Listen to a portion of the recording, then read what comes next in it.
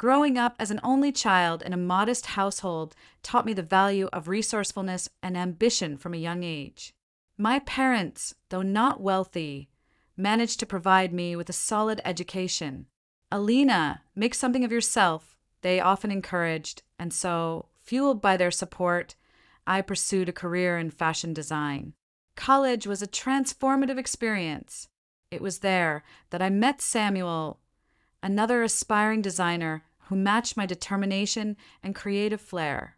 We bonded over endless nights spent sketching and sewing in the studio, sharing dreams of the fashion empires we admired and the revolutionary designs we hoped to create someday. "Alina, your imagination is boundless," Samuel would say during one of our late-night brainstorming sessions. "Ever thought about starting your brand?" His enthusiasm was contagious, and it spurred thoughts of creating something truly unique. After graduation, Samuel and I married in a simple ceremony attended by a handful of friends and family. Our vows were pledges of support for each other's dreams and aspirations, as much personal as they were professional. However, tragedy struck soon after when I lost both my parents to a sudden flu outbreak. The grief was overwhelming, but it brought with it an unexpected inheritance, a house and $800,000. It was a painful way to come into such means, yet it offered us a foundation to finally start the fashion line we'd always envisioned. "We shouldn't let this opportunity slip by," Samuel suggested one evening, surrounded by old fabric samples and design drafts. Motivated by our shared vision, we launched our clothing line from the inherited house. I took the lead on the creative front, designing and sewing our initial prototypes, while Samuel handled the business side. When our debut collection sold out quickly, our excitement was palpable. "It's happening, Samuel! People love what we're creating!" I exclaimed. His proud response, "You're incredible, babe!" filled me with warmth and reassurance as our business flourished. So did our family. Balancing motherhood with our expanding company was daunting at first, but I soon discovered my strength and adaptability, managing sketches and fabric choices with a baby on my hip. "You're doing marvelously," Samuel would remark, admiring my ability to blend parental duties with professional demands. The arrival of our second child only deepened my resolve and our commitment to both our growing family and our business. Over 13 years, our routine settled into a steady rhythm of family and work life. I poured my heart into our company and our children, while Samuel's role increasingly took him abroad to secure fabric deals and expand our brand. His trips became more frequent and his absences longer, which sometimes left me with a sense of unease. Though I attributed it to the normal stresses of balancing a growing business with family life, I focused on maintaining a joyful home, keeping our children happy and our business thriving. Even as the dynamics between Samuel and me began to shift subtly, our conversations at dinner dwindled to mere whispers. Gradually, Samuel and I found ourselves in separate beds. One stormy night, while Samuel was away on what was supposed to be a business trip, a call from my friend Georgia changed everything. Her voice wavered as she spoke. "Alina, I wasn't sure if I should tell you, but I saw Samuel downtown today." I tried to dismiss it casually. "Oh, probably just another meeting," though my heart sank with doubt. "No, Alina, he wasn't alone. He was with a young woman, and they seemed close." Her words hit me hard, and although I wanted to deny it, suspicion crept into my thoughts. When Samuel returned, the air between us was charged with tension. Finally, one quiet evening, I gathered my courage and confronted him in our silent living room. "Samuel, are you seeing someone else?" He didn't seem shocked by my question. Instead, there was a weary acceptance in his eyes as he nodded. "Yes." The simplicity of his confession felt like a betrayal. "How long?" I demanded, a mixture of anger and hurt in my voice. "A few months," he confessed, avoiding my gaze. "It just happened." "It just happened," I retorted, my sadness turning into fury. Things like this don't just happen, Samuel. You made a choice. He offered no defense, only a tired resignation. What do you want to do? He asked. Thinking of our children and the life we had built, I knew the betrayal was too profound, the gap too wide to bridge. I want a divorce.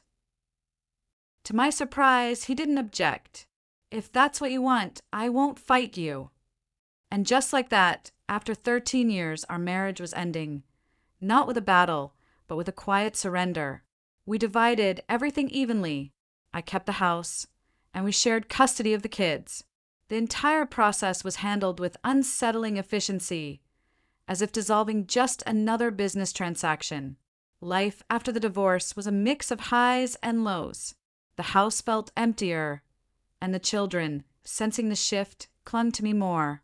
I immersed myself in work and parenting, dedicating every moment to keeping our lives stable. At a community event on Saturday, a friend introduced me to Luke, a widower with a warm smile and a gentle demeanor. Alina, meet Luke. He runs a legal practice, she said, bridging the gap between us. Luke extended a friendly hand. Nice to meet you, Alina. I've heard a lot about your designs. I laughed it off. Thanks, but it's just a lot of late nights fueled by caffeine. We connected instantly, discussing everything from parenting challenges to our careers. Luke, a lawyer, was practical and grounded, a refreshing contrast to my creative whirlwind of a life. It must be tough running a business and managing 2 kids on your own, he empathized. It's like a circus, but we manage, I replied. And you?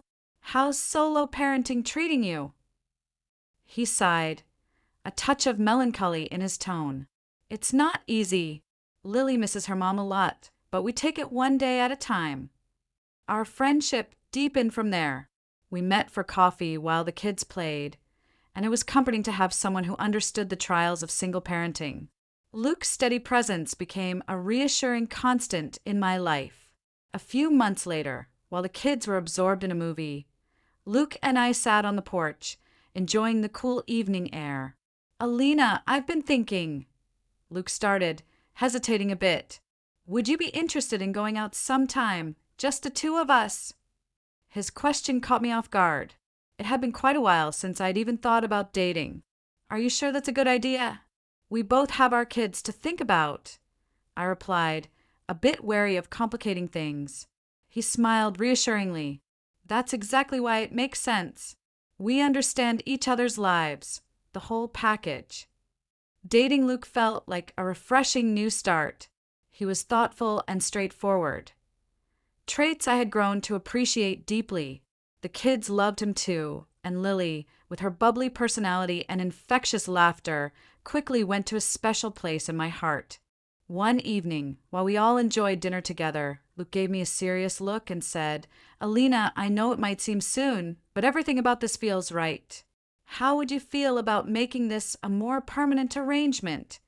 Looking around at our blended family, with laughter echoing around us, I felt a profound sense of happiness. Luke, that sounds wonderful. We had a small wedding, just us, the kids, and a few close friends. It was more than a new chapter. It was a fresh beginning. A new story filled with hope for happiness that I hadn't let myself fully imagine before. But then, one afternoon, the calm was shattered by a call from Samuel. His name flashing on my phone filled me with dread. Alina, I'm filing a lawsuit against you, Samuel declared, his voice filled with hostility. You took more than your fair share in the divorce. Thanks to my new father-in-law, I have top lawyers now. We're going to make sure I get what I deserve. And I'm not stopping there. I'll take everything from you. His words were like a punch to the gut. You can't be serious, Samuel. We settled everything fairly, I protested. Fair? Do you think you left me any choice? You're going to pay for what you did. You were never a good wife. And now you'll see what happens when you cross me. He sneered, ending the call with a smug laugh. I was left shaking and in tears. When Luke found me, he asked, Babe, what's wrong? his voice full of concern as he knelt beside me. "It's Samuel. He's suing me. He says he wants everything, claiming I cheated him in the divorce." I managed to say through my tears. Luke's expression hardened. "He won't get away with this, Selena. I'll take this to court myself. We'll fight him and we'll win. He has no basis for any of this." His assurance was comforting, but it was clear that a storm was brewing. Weeks later, the situation escalated when I encountered Samuel and his new wife, Diana, at the school parking lot. Diana gave me a malicious smirk. "Looking pretty rough, Alina. Bet Luke's going to bail soon too, ha." Samuel added loudly enough for others to hear. "Yeah, Aina, look at you and these kids. Maybe I should take them too, since you can't handle anything right." The murmurs from other parents were humiliating. "You need to shut your mouth, Samuel. Not in front of the kids." I hissed, my anger boiling over. He just laughed coldly. "Can't handle the truth? See you in court, Alina." They walked away, leaving me there, seething and humiliated, but determined to stand strong. The passion within me had been ignited. This was no longer merely about safeguarding my assets.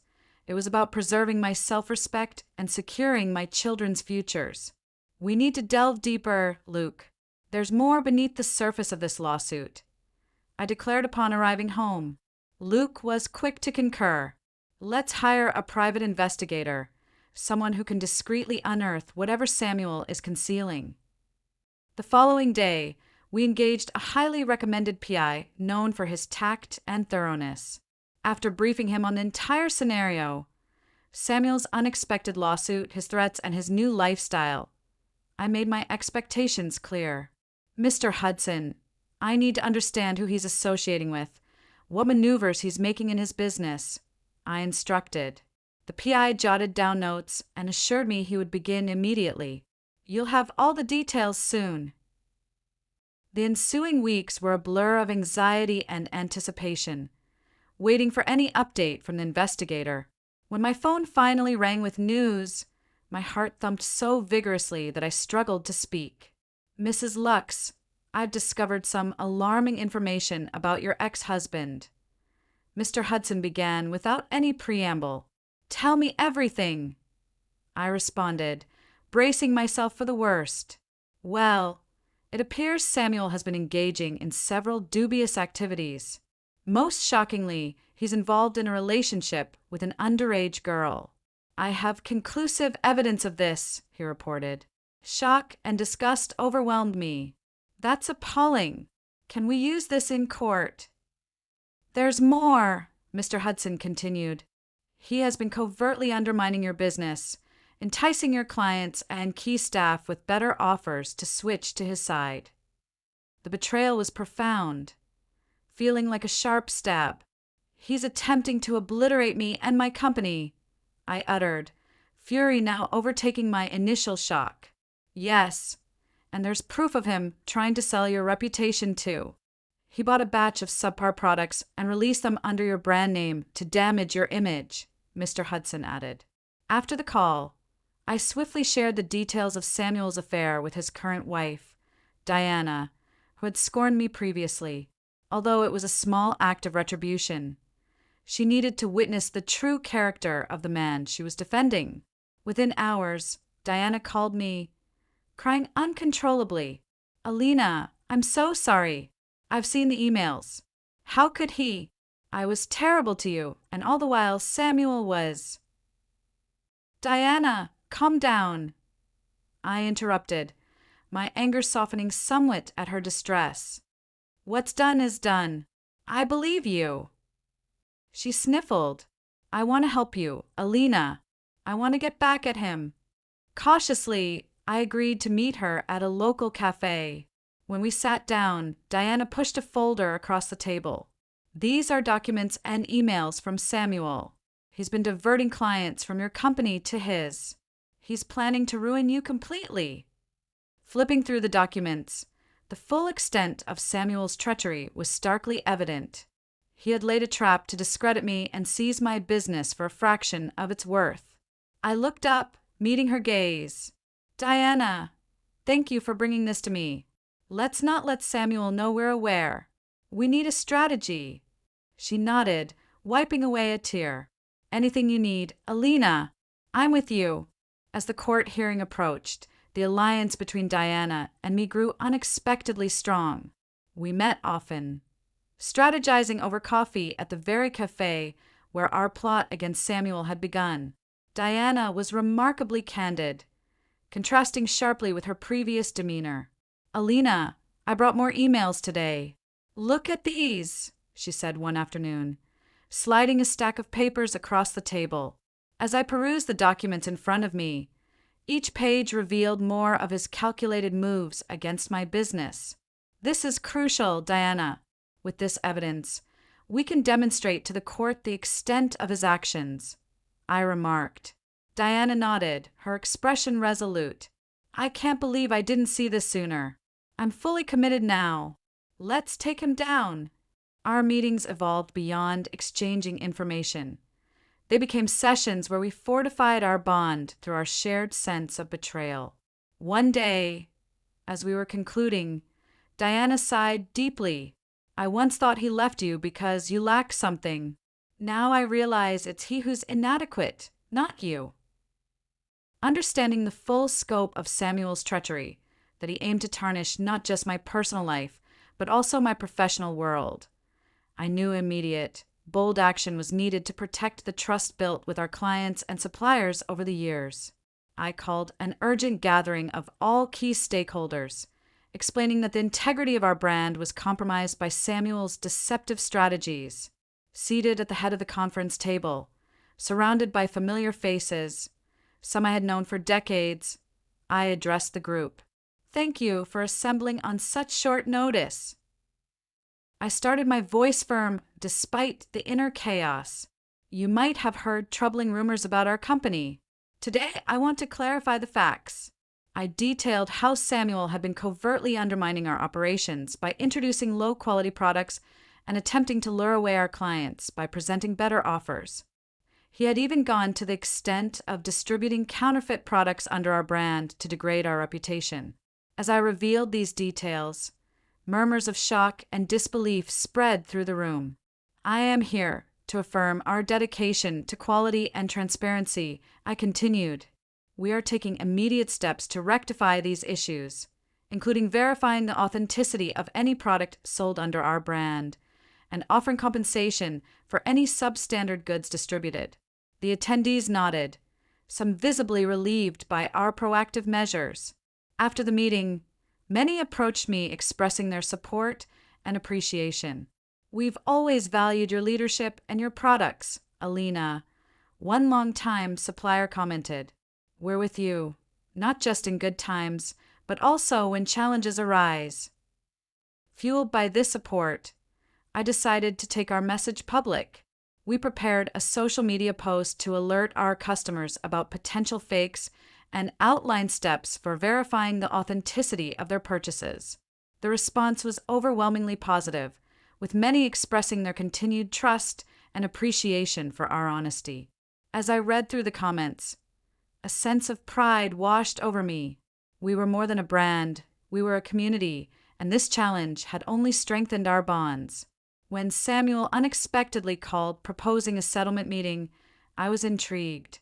He suggested we meet at a downtown restaurant, a neutral venue. Luke, my steadfast supporter, accompanied me. Arriving at the restaurant, we found Samuel and Diana already there.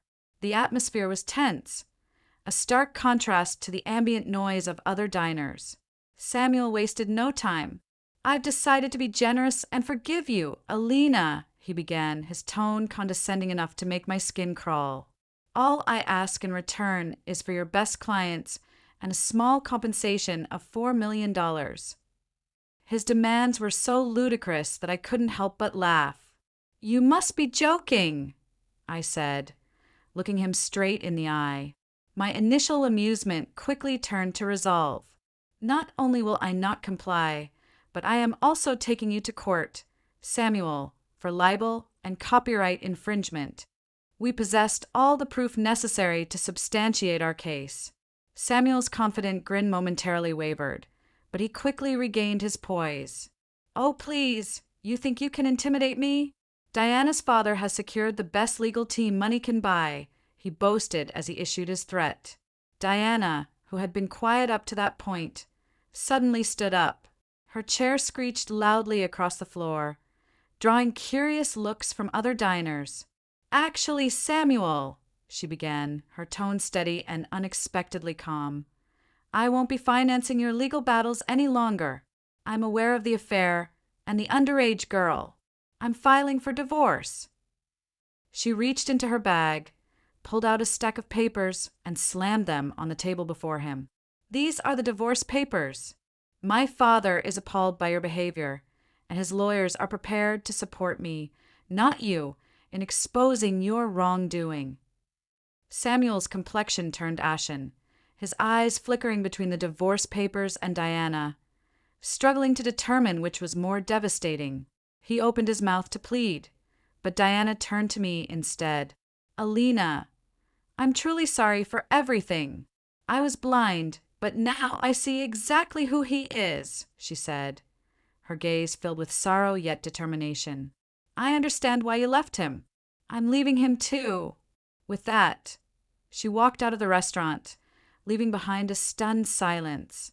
Samuel's previous confidence dissolved into desperation. He fell to his knees in plea. "Don't let this ruin me. Think of my career, my life." We left him there, kneeling on the floor of the restaurant, and I walked out feeling a mix of relief and triumph.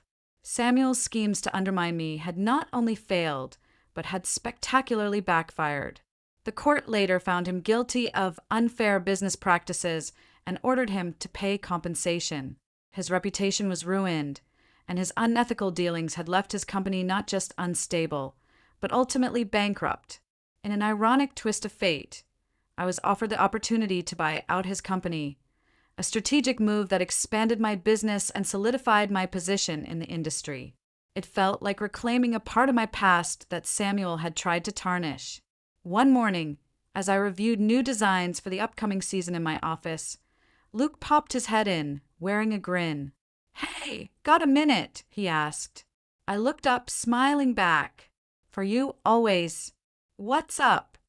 He leaned against my desk, his eyes twinkling with excitement. "Now that all this mess with Samuel is over, why don't we do something fun? Just you, me, and the kids. A week of sun, sand, and no business talk, just family time." As we began planning our getaway, the phone rang. I answered, expecting another business call, but was surprised to hear Diana on the other end. "Alina, hi. I just wanted to check in with you," she began, her voice tentative. "Diana, hi. It's good to hear from you. How are you holding up?" I asked, my tone filled with genuine concern. "I'm doing okay, considering. The divorce is moving forward, and it's messy but freeing in a way," she replied, a small laugh escaping her. "I'm glad to hear you're finding some peace in all this," I said. "And thank you again for everything. We couldn't have resolved this without your help." After hanging up, I leaned back in my chair, reflecting on the dramatic changes from adversaries to allies. The journey with Diana had been unexpected, but profoundly impactful. Later that day, I gathered my team at the office to announce the return of stability to our operations and to celebrate the loyalty and hard work everyone had demonstrated through the challenging times. "As you all know, it's been a rough 8 months," I began, surveying the group of faces, some weary but all relieved. "Despite all the challenges, our journey has only made us stronger, and it's primarily due to your unwavering commitment and toughness." The meeting concluded with a spontaneous celebration as cakes and beverages emerged, allowing everyone to unwind and enjoy a shared sigh of relief. Later that evening, back at home with Luke and the kids, I experienced a sense of happiness that had been elusive for quite some time. We gathered around the dinner table, filled with laughter and chatter about our upcoming beach vacation. This chapter in our lives concluded not with any regrets, but with a renewed appreciation for the relationships that had been tested, yet ultimately fortified. Now, we look forward to creating new memories, discovering fresh joys, and embracing a restored sense of tranquility.